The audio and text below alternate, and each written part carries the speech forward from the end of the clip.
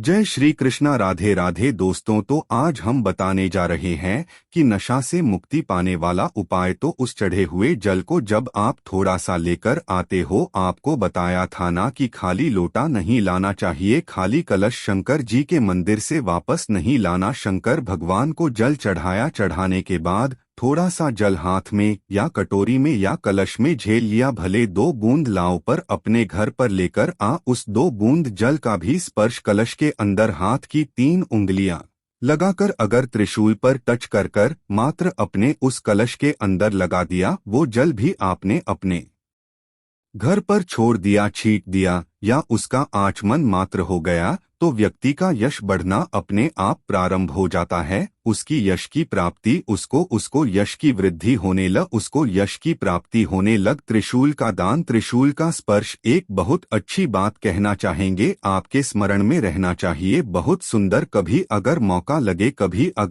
लगे। और शंकर भगवान का बहुत सुंदर श्रृंगार हो गया, बहुत सुंदर श्रृंगार हो गया। और शिवजी पर माला भी बहुत अच्छी चढ़ी है, बेलपत्र भी अच्छी चढ़ी है, धतूरा भी अच्छा चढ़ा हुआ है, फूल भी अच्छे चढ़े हुए हैं। और आपने देख लिया शिव जी का बहुत अच्छा श्रृंगार हो गया। और तुम्हें कभी मौका लग जाए ऐसा और तुम्हारे पास में एक अच्छी सुंदर सी माला हो पुष्प की, तो आप पुजारी जी को या पंडित जी को कह दो, या पंडित जी मान नहीं हो, शिव जी का अच्छा श्रृंगार हो गया हो, तो वह माला केवल त्रिशूल की, जो त्रिशूल है उस त्रिशूल पर उस माला को अगर आपने केवल टांगी दिया तो भी आप उन्नति की सीढ़ी पर आगे बढ़ना प्रारंभ कर देते। पर किस समय पर जब भगवान का पूर्ण श्रृंगार हुआ, पूर्ण श्रृंगार शिव जी का हो गया और माला तुम्हारे हाथ में है और तुमने देखा भगवान का श्रृंगार हो गया, अब शिवजी पर माला चढ़ाओ, श्रृंगार गिर जाएगा। तो उस माला को आप अपने यश प्राप्ति के लिए, अपने आनंद के लिए, अपनी उन्नति के लिए आप उसको त्रिशूल पर प्रहलाद की जो बुआ थी, उसने दुनिया के लोगों ने कहानी गलत कर दी, पूरी कहानी गलत बताई। अगर दुनिया के लोग सही कहानी बताते तो भतीजा और बुआ का संबंध खराब नहीं होता। कहानी गलत थी ना, लोगों ने कहा, न काशिप ने अपनी बहन से कहा, बहन तू अपने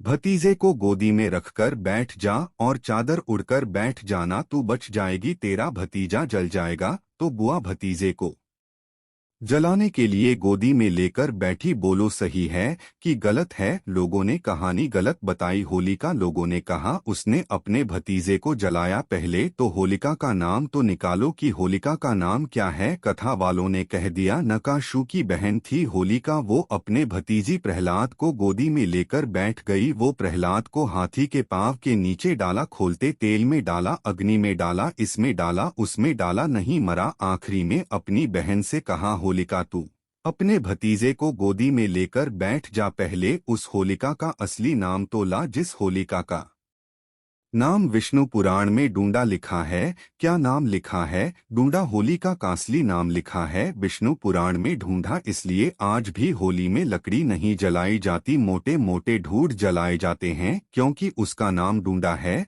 और ढूंढा बैठी अग्नि में भतीजे को गोदी में लेकर बैठ गई। उसके पास में ब्रह्मा जी की चादर थी जिसको ओढ़कर बैठ जाती थी, तो आगी में जल नहीं सकती थी। ढूंढा ने देखा चारों तरफ से आगी लग गई, मेरा भतीजा जल जाएगा। तो बुआ को लगा मेरा भतीजा जल जाएगा। बुआ वो होती है जो दुआ देती है, बुआ कभी बद्दुआ नहीं देती है। और ढूंढा ने अपनी चादर को उतारा, आगी चारों तरफ से लग गई। बुआ को लगा मेरा भतीजा जल जाएगा, तो अपनी चादर उतारकर अपने भतीजे पर डाल दी और बुआ खुद जल गई, पर अपने भतीजे को नहीं जलने दिया। यह कथा है, पर लोगों ने उसको पूरा पलट दिया। बुआ कब चलाई अपने भतीजे को? आप में से इतनी सारी बुआ बैठी हैं, कभी अपने भतीजे को अपशब्द कहा, कभी अपने भतीजे को श्राप दिया, कभी अपने भतीजे को बद्दुआ दी नहीं। जब भी बोलती हो मेरा भतीजा खूब फले फूले, भगवान कृपा करें, मेरे भाई जैसा नाम कमाए। मेरा भैया कितना नाम कमाता, वैसा मेरा भतीजा ना